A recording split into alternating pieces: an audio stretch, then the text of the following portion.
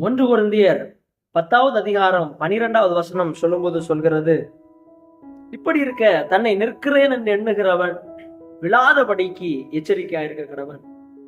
இந்த வசனம் இந்த காலகட்டத்திற்கு மிகவும் ஏற்ற ஒரு வசனம். அநேக கிறிஸ்தவர்கள் நான் நிற்கிறேன், நான் கர்த்தரை ஆராதிக்கிறேன், நான் எல்லாவற்றிலும் சரியா இருக்கிறேன், நான் தேவனுக்கு தசமபாகம் கொடுக்கிறேன் என்று சொல்லுகிறவர்கள் திடீரென காணாமல் போகிற ஒரு உலகத்திற்குள்ளாக நாம் வாழ்ந்து கொண்டிருக்கிறோம். திடீரென்று தேவனை விட்டு விலகி போய்விடுகிறார்கள்.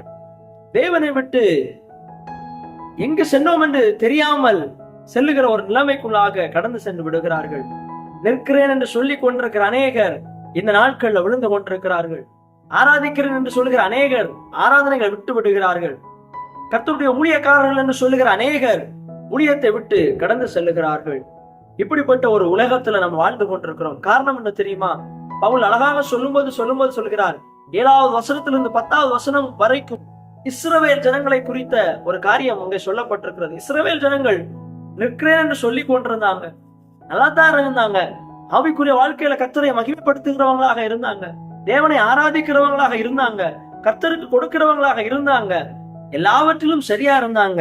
ஆனா திடீரென விக்கிரக ஆராதனை அவர்களுக்குள்ளாக கடந்து வந்தது. திடீரென வேசித்தனம் அவர்களுக்குள்ளாக கடந்து வந்தது. திடீரென கர்த்தரை பரீட்சை பார்க்கிற அனுபவங்கள் அவங்களுக்குள்ளாக கடந்து வந்தது. எல்லாரும் ஒரு வாக்குத்தத்தத்தோடு அழைக்கப்பட்டிருந்தார்கள். கானானுக்குள்ளாக கடந்து செல்ல வேண்டும், கானானுக்குள்ளாக போக வேண்டும் என்கிற ஒரே நம்பிக்கையோடு தான் அனைத்து இஸ்ரவேல் ஜனங்களும் அழைக்கப்பட்டிருந்தார்கள். எல்லாரும் ஒரே ஒரு நம்பிக்கையோடு தான் கடந்து வருகிறார்கள். நான் கானானை பெற்றுக் கொள்வேன், நான் அந்த கானானை சுதந்தரிப்பேன் என்கிற ஒரு நம்பிக்கையோடு எகிப்தை விட்டு வெளியே வந்தார்கள். ஆனால் யோசுவாவும் காலேபும் தவிர மீது யாராலும் அந்த கானானுக்குள் பிரவேசிக்க முடியவில்லை. காரணம் என்ன தெரியுமா? தேவனுடைய பிள்ளைகளே, அவர்கள் நிற்கிறேன் என்று சொல்லி அவர்கள் விழுந்து போனார்கள். நிற்கிறேன் என்று சொல்லி கர்த்தர் கொடுத்த அழைப்பை மறந்து போனார்கள். எப்போதெல்லாம் ஊழியக்காரனுடைய கண்கள் அவங்களை விட்டு மாற்றப்பட்டதோ பாவங்களை செய்தார்கள். ஊழியக்காரர்களுக்கு விரோதமாக அவர்கள் பேசினார்கள். கானான் அவர்களை விட்டு எடுபட்டு போனது.